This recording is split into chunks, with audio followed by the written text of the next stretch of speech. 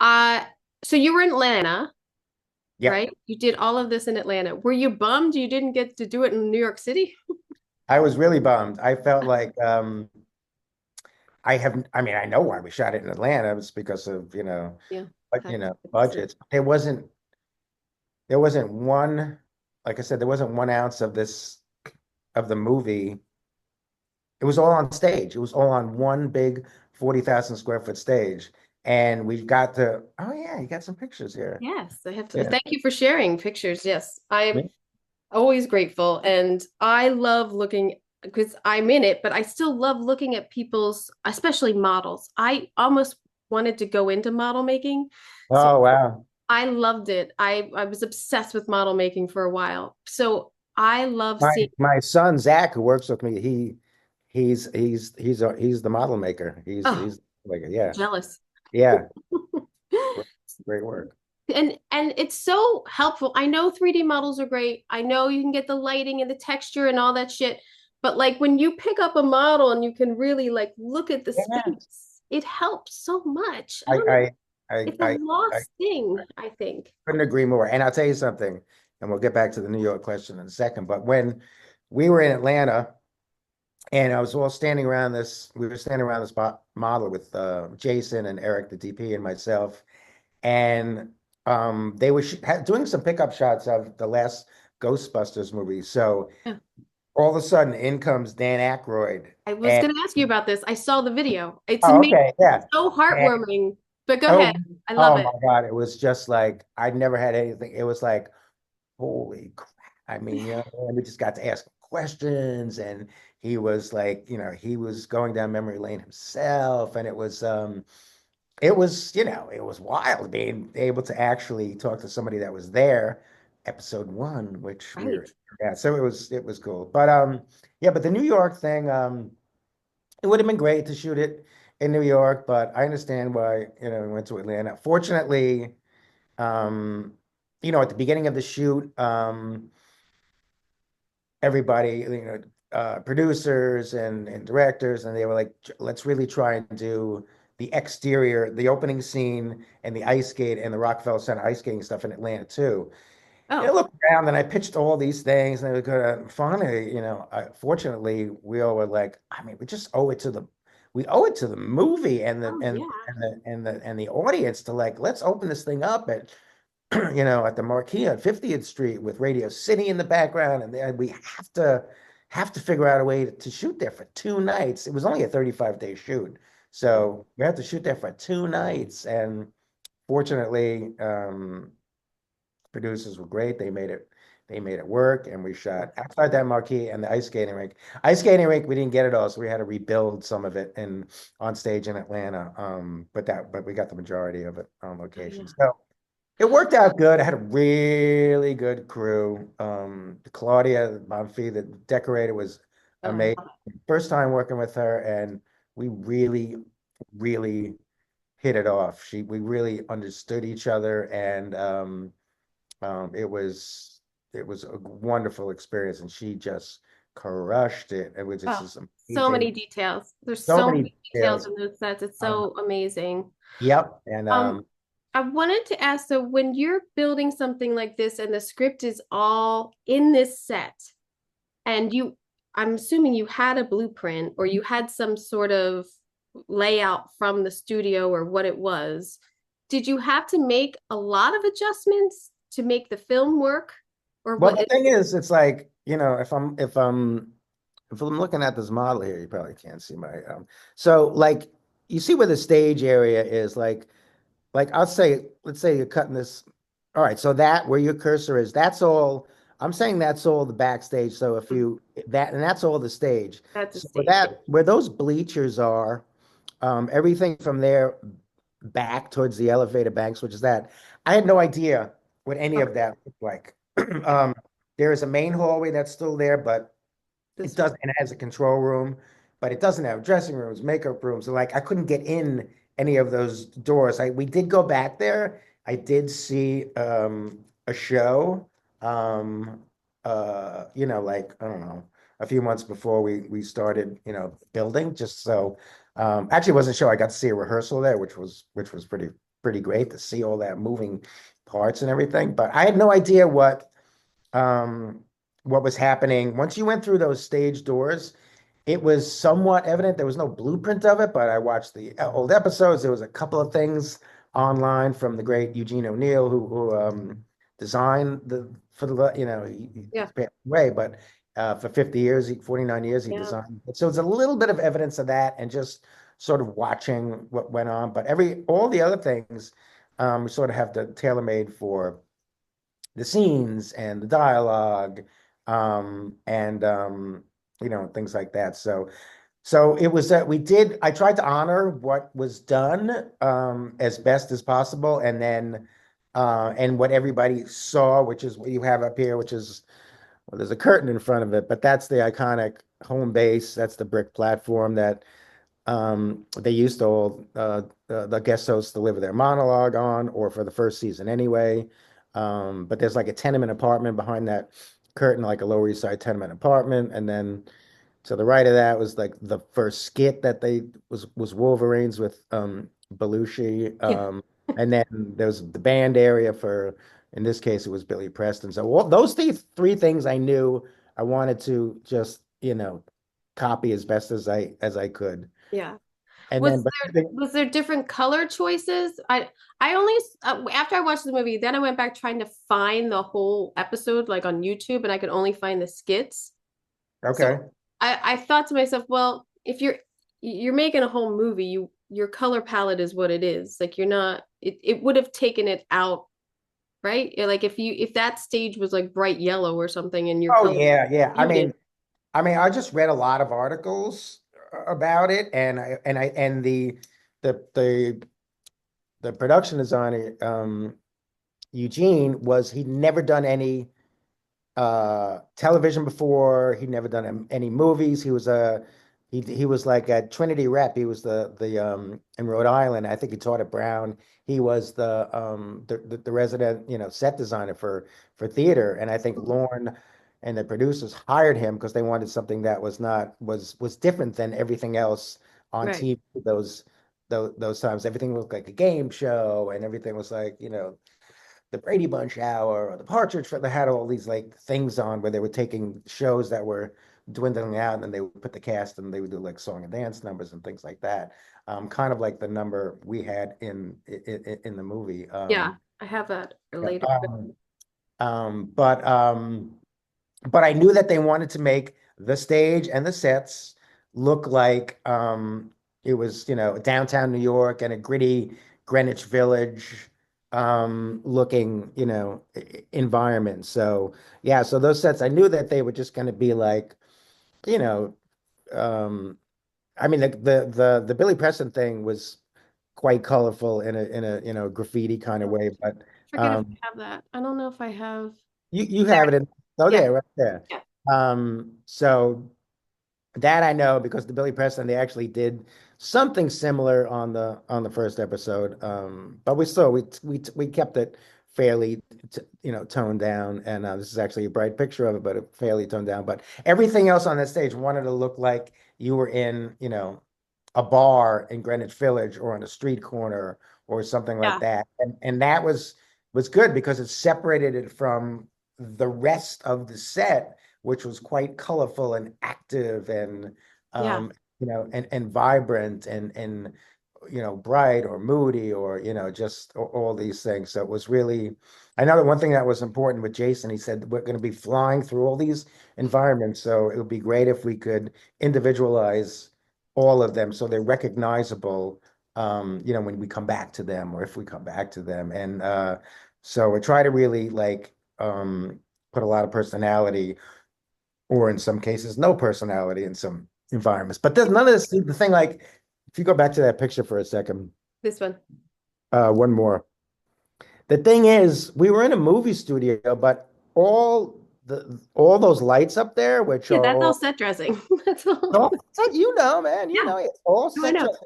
We had to create a ceiling.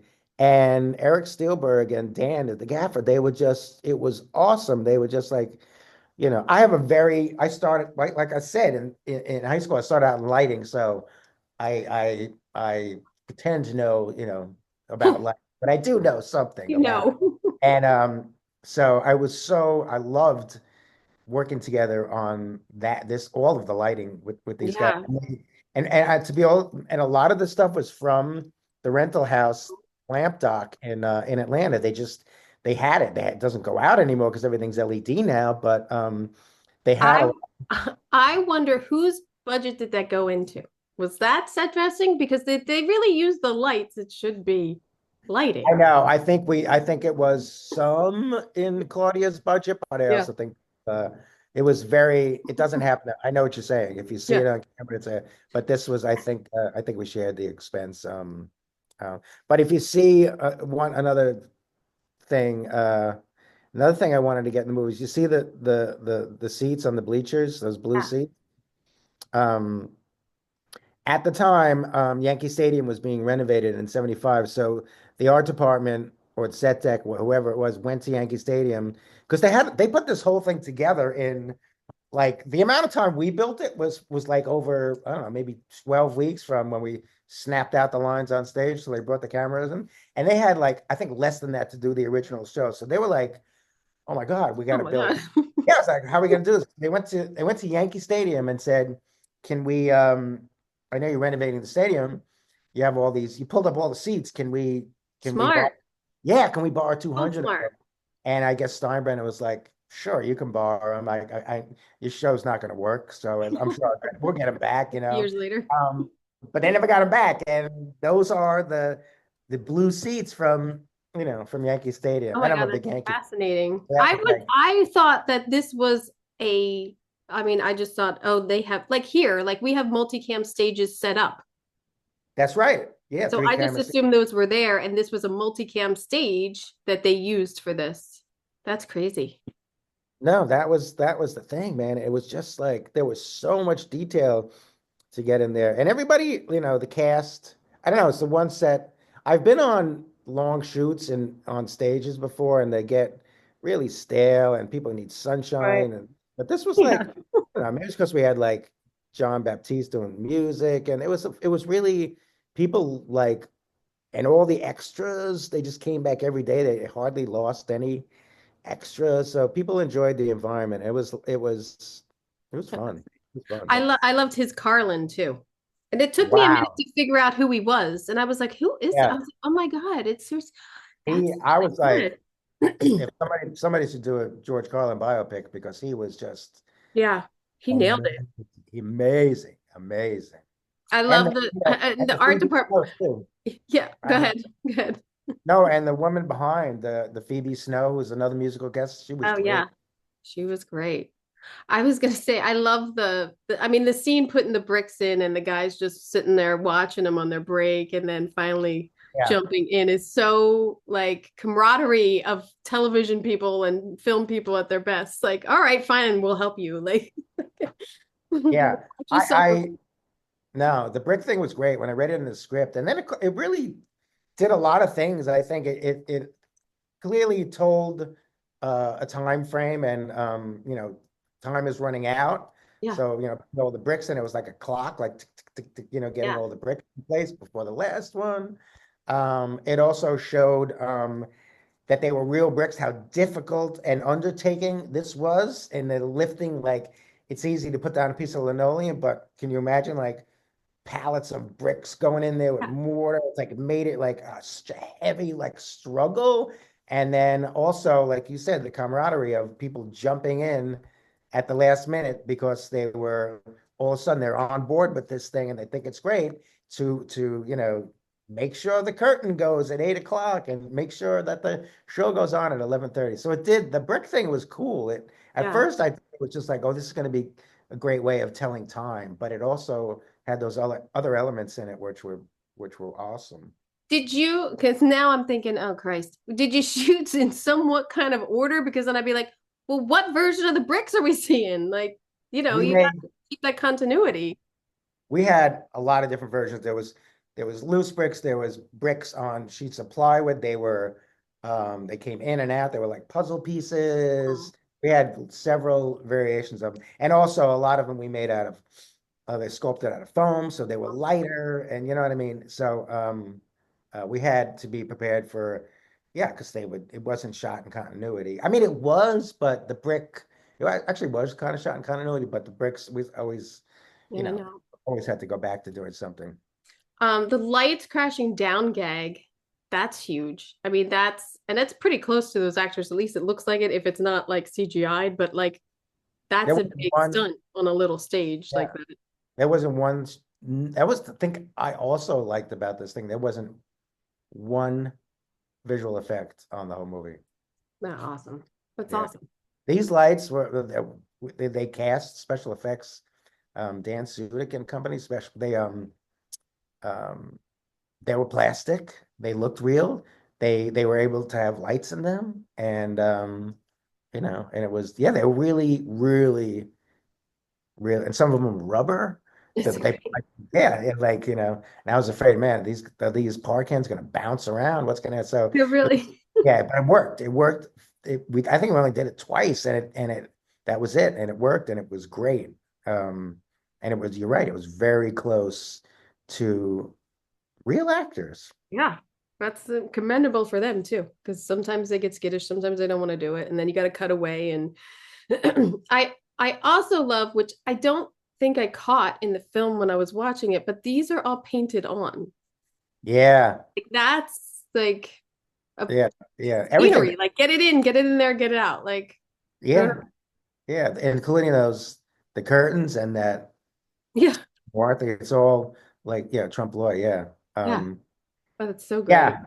Yeah, like I said, coming from the theater, so I mean, I've been fortunate to do a lot of sort of theatrical type movies, but this was special, man. Yeah, so yeah, we had a couple of really good scenic artists in Larry Clark, who's like an LA painter, but he was one of these people that moved to Atlanta, or went to Atlanta on some movie like 10 years ago and just stayed because he was Oh working on yeah. like, all kinds of huge. He was amazing.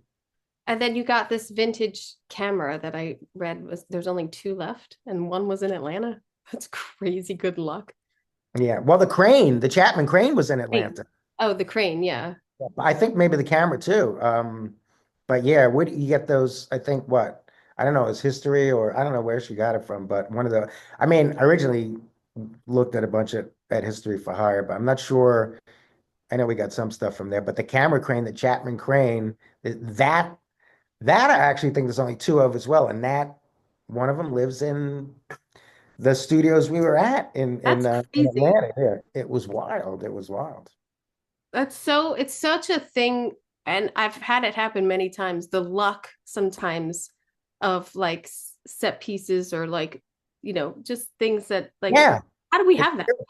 How did we get that in time? That's crazy. Yeah, that happens all the time. I also love the underneath. I mean, I think these two to me dressed and layered so much are such a great visual.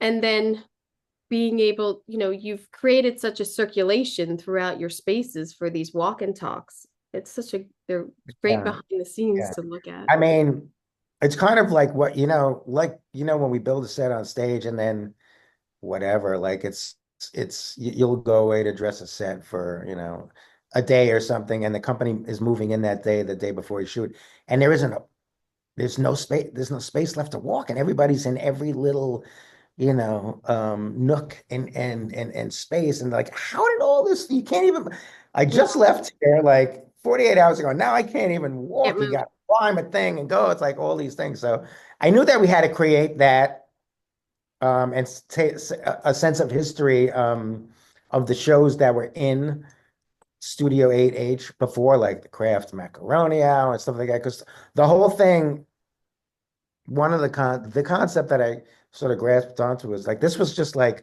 they were borrowing a space to try a show out that everybody thought would fail. So Right. everything, the stage hands, the lighting guy, the AD, like everybody was like came with, they were like all house people. They came with Right. other shows and they didn't even want this new type of show. They were fine with, the variety hour and stuff like that.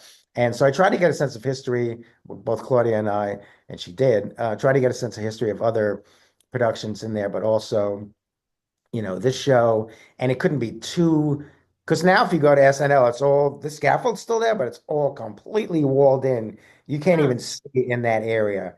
But this we needed to show that it was Yeah. the first year, but also being able to see from underneath the scaffolding the stage and vice versa was important. But the layers, I Yeah. was, I mean, the uh, wires, the lighting, oh my God, yeah, they and aging it. It's a lot of aging under there too. The yeah, flooring and yeah, and it was great because like sometimes when like the same set dressers and stuff do um and nothing wrong with this, it's great, but like somebody is out here do this set and they work on it. But like it's great if like somebody works on a set and then somebody else works on it and somebody else will yes, see all these different like it's yeah. it's not just one note anymore. And it's just really so this was a like a major, collaboration like that. And yeah, I love the way it came out.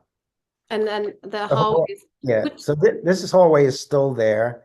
The main hallway from the elevators. And it's very formal. It's like kind of hasn't been touched that much mm, since the studio was built for actually Arturo Toscanini, the conductor with the NBC Orchestra. They had like a live radio show from there, and it was that stage was built for him. And so this is like a really, like a tuxedo, like a formal sort of hallway that is not this fancy anymore. They've kind of like lost some of this character, but it's still like an upscale. This is where the audience goes in, but mm. also it's where you load in the scenery. It's like the same thing. It's crazy. That low, that door, that Yep. like 8 foot door, that's your scenery door? Yep. Yep. Or not even eight We foot. had It's probably we had 7. a freight elevator in the set on stage, but that doesn't exist. And because you needed to just open that freight elevator Yeah. and come out. So it doesn't exist really. So that's something that we put in. But Oh, yeah, the scenery, gosh. yeah, goes through this 8 foot door. I mean, I've never, that's bucket list to go to SNL, but like, I always thought there was like a big freight elevator that they could bring shit in. I didn't realize that the freight elevator leads through these doors and they'd have to bring scenery in there or anything. Yeah, It's yeah, crazy. yeah. Oh, that's crazy. I love the art deco-ness of like even like that building in 30 Rock and everything and bringing that Yeah, in here is really great. yeah. And we felt like, and you could see in your photo here on the left, there's a set of double doors with a blue um, Oh, here, yeah. floor, and that wasn't there in 75 either. There is a hallway there similar to that now, but it wasn't there in 75. It was everything went down this main hallway, but in our movie, it was like we had these kind of like a crossroads. Like either you're going either it's history or you're making history. Hmm. So Oh, it's like wow. a crossroads. If you look at like the first shot where Lauren is there's a hesitation moment where he could walk to the stage down this deco hallway, which is the easy path, or he could take that other path to the left where that was like the backstage of it all. And that's where the inner guts of the whole Yeah. production was working. So that was a decision that we made early on, and it was I loved it. I loved it. It's great too because when you in the film when you're walking down all these hallways and the doors are open, you're seeing like, oh, makeup and there's costumes and there's the executives and there's it's Yep. you're feeling the energy. That's one of the things too. It's even though the time is ticking throughout the movie, the energy is always up in this film, which is hard Yeah. to do. Even in the small state, like it's the energy is always up when he's in this control room. It's crazy. Yeah. It's like it almost makes you sweat. No, I know. And I know I'm sure you've done control rooms before, and this 1975. I could tell you that there's nothing that works from 1975. Nothing. I mean, and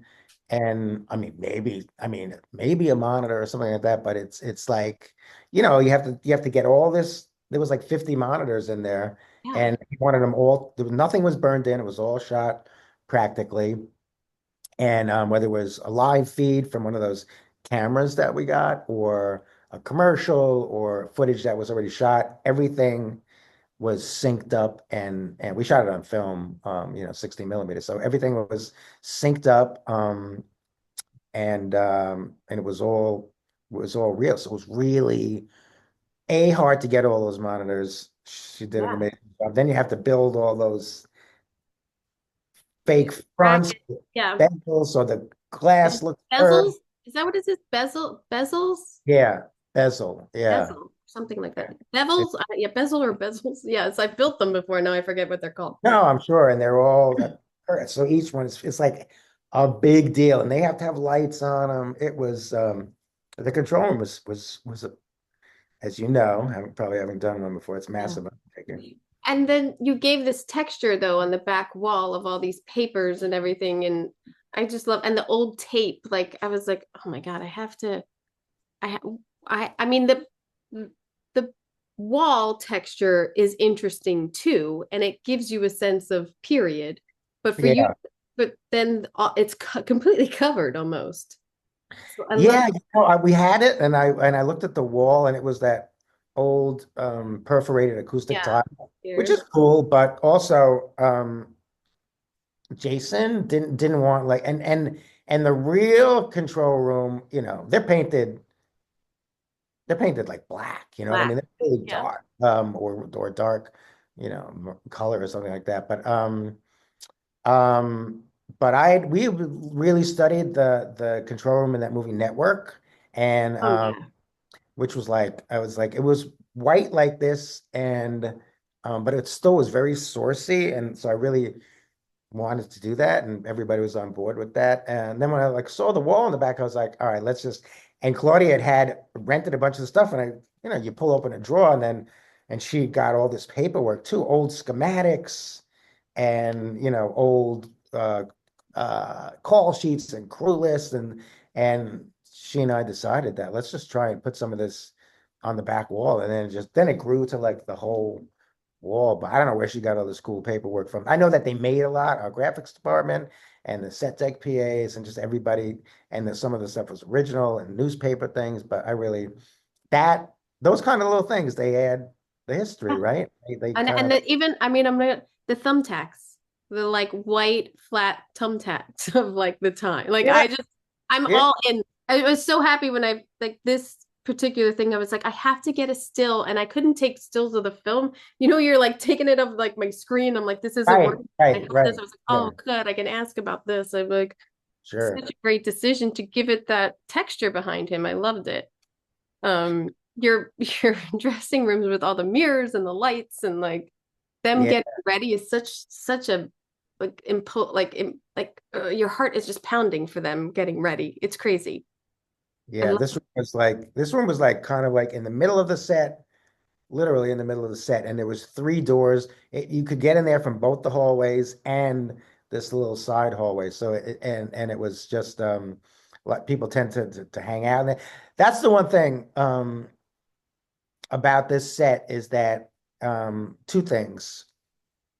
Um, One is we are art department, the production offices and art department were, I don't know, like 300 feet away from the stage.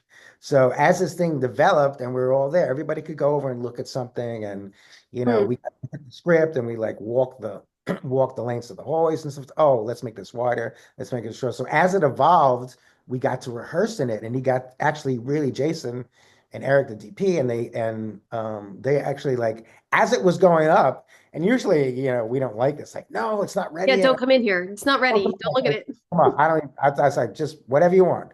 Come in, because some ideas are gonna come from it, and it was so cool having that um capability of having the director right there as the thing went up. I was like, oh, we got some more walls up. Come on over and we'll look at it. Oh yeah, let's do this. So that doesn't happen because we was all in the same environment. And dressing wise, we had a movie crew making a story about a television show. So the dressing over the 6, 7 weeks we shot, it just kept getting better and better and better because people would do things that I could never think of. Like they turn over a crate, extras and stuff. They get bored, they're smoking, and they're Yeah. playing cards on a turned over road box, or they're putting a coffee cup here or hanging something. And like we encourage them to just make it their home. And it just Oh, like, because you never get to shoot in one set for a whole movie. And it just, by the end of it, it was like, I mean, it yeah. was great when first started, but by the end of it, it was like, yeah, let's run it back again because this thing is cool.